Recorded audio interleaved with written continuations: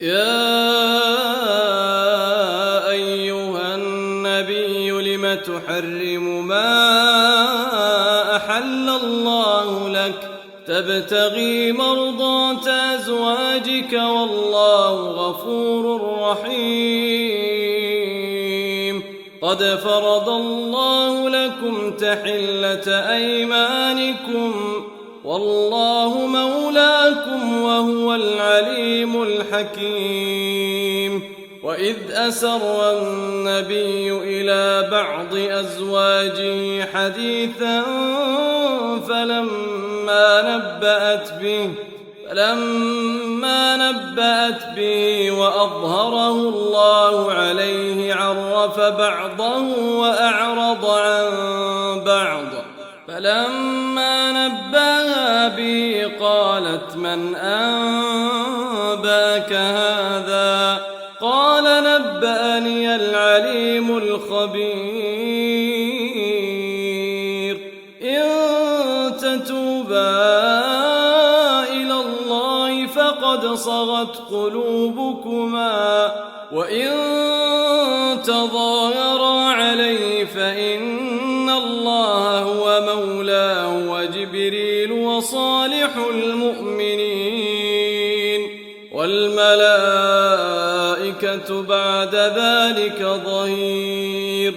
عسى ربه إن طلقكن أن يبدله أزواجا خيرا منكن مسلمات مؤمنات قانتات تائبات عابدات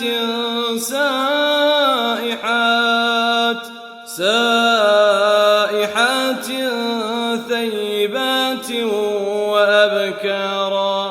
يا أيها الذين آمنوا قوا أنفسكم وأهليكم نارا وقودها الناس والحجارة عليها ملائكة غلاظ شداد لا يعصون الله ما أمرهم ويفعلون ما يؤمرون.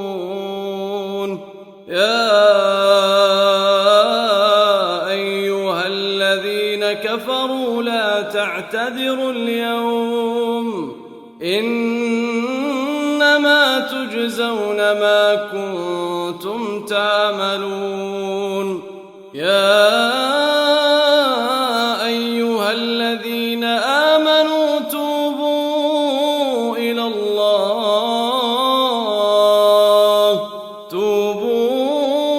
الله توبة نصوحا. عسى ربكم أن يكفر عنكم سيئاتكم ويدخلكم جنات تجري من تحتها الأنهار يوم لا يخزي الله النبي والذين آمنوا معه نورهم يسعى بين أيديهم وبأيمانهم يقولون ربنا أتمم لنا نورنا واغفر لنا إنك على كل شيء قدير.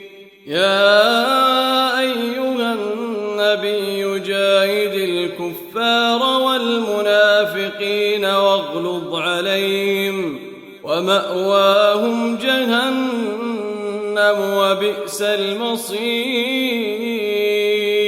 ضرب الله مثلا للذين كفروا امرأة نوح وامرأة لوط كانتا تحت عبدين من عبادنا صالحين فخانتاهما فلم يغنيا عنهما من الله شيئا وقيل ادخلا النار مع الداخلين. وضرب الله مثلا للذين آمنوا وامرأة فرعون إذ قالت رب ابن لي عندك بيتا في الجنة ونجني من فرعون وعمله ونجني من القوم الظالمين ومريم ابنة عمران التي أحصنت فرجها فنفخنا فيه من روحنا وصدقت بكلمات ربها وكتبه وكانت من القانتين.